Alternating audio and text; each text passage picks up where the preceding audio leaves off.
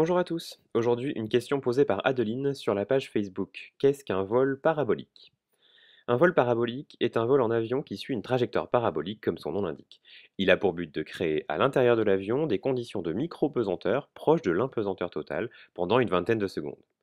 Il permet aux scientifiques de mener des expériences avec une pesanteur négligeable et donc de s'abstraire de la poussée d'Archimède ou de phénomènes de convection par exemple. Mais comment peut-on avoir une sensation d'impesanteur sans sortir du champ gravitationnel de la Terre? Vous le savez, la Terre exerce sur nous une force dépendante de notre masse et qui nous attire vers son centre, c'est notre poids.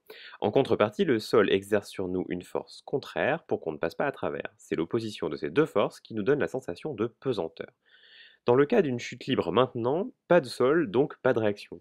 Notre corps tombe librement sans aucune contrainte, si ce n'est le frottement de l'air. On est en impesanteur.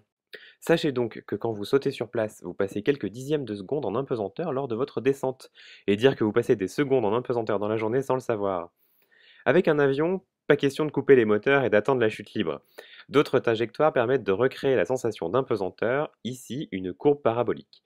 Effet garanti pendant une vingtaine de secondes. C'est aussi ce qui se passe dans les stations spatiales. Les astronautes ne flottent pas parce que la Terre n'exerce plus d'attraction sur eux, mais bien parce que la trajectoire de la station recrée une sensation d'impesanteur. Pour finir, il est bon de préciser qu'il existe d'autres possibilités pour recréer l'impesanteur sur Terre. Outre les vols paraboliques, les tours à chute libre permettent d'avoir 3 à 10 secondes d'impesanteur, mais seules les expériences peuvent y être placées. De même, des fusées-sondes permettent d'embarquer des expériences uniquement pour 6 à 15 minutes d'impesanteur.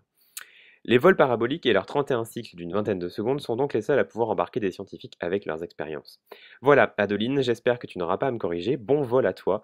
Les gens qui gardent les pieds sur terre pendant ce temps, abonnez-vous ou rejoignez-nous sur la page Facebook ou le blog de Papy Optique. Bonne semaine à tous. Ciao les curieux.